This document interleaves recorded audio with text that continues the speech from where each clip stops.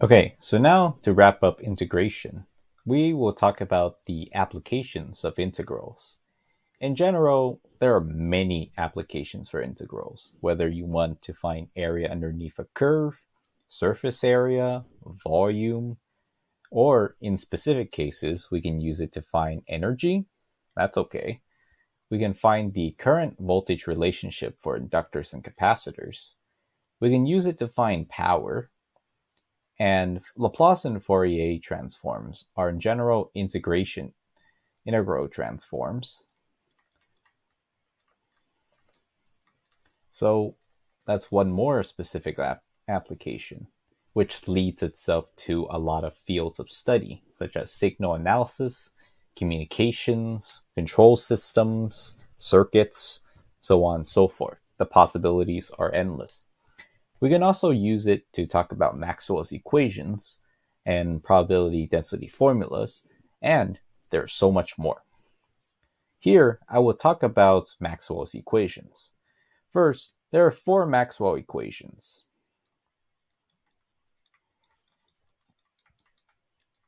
Without going through too much of the detail, we will talk about what each of them tell us.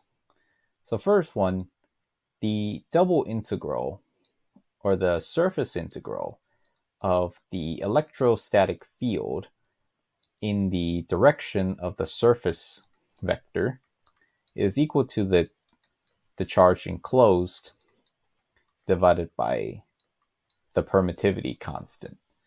What this essentially tells us is that given any closed space, the surface integral has a charge. As long as there's a charge inside, there's going to be an electrostatic field produced. So if we had a point charge inside, it's going to produce electrostatic fields radially outwards. So this is also formally called Gauss's law. The second one, it follows a similar pattern, but for magnetic fields. So for a magnetic field, the magnetic field in the direction of the surface integral is zero. This is in relation to the conservation of energy, because while we can produce electric fields, we cannot produce an isolated magnetic field. So if you could imagine a magnet, the magnetic fields will always go from north to south, passing through itself, and will create a radial pattern.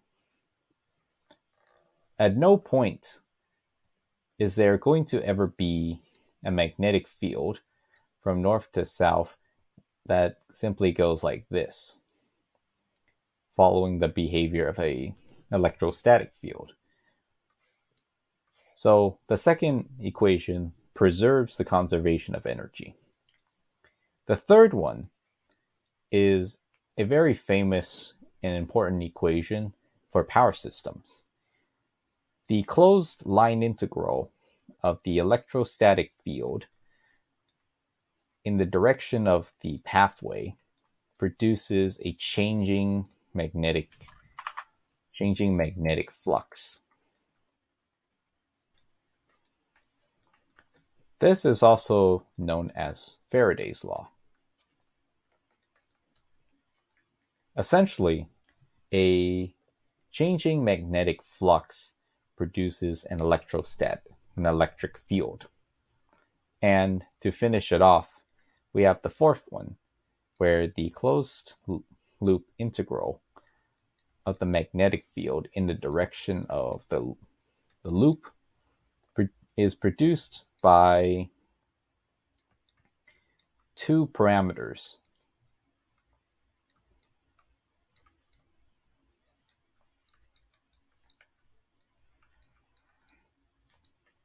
So first, this is called Ampere's law.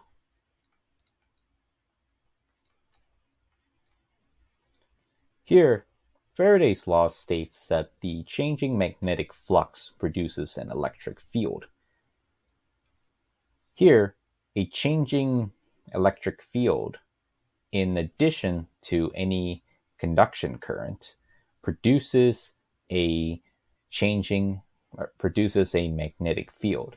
And with these two, we introduce the concept of light. These two relations bring about light as an EM wave. And that is one thing that from integrals leads us to one of the most important fundamental discoveries of the century, and that light is an EM wave. I hope that gives you an idea of just the power of integrals. In the next few videos, we'll talk about expanding and introducing multivariable into the process to fully understand where all these equations come from.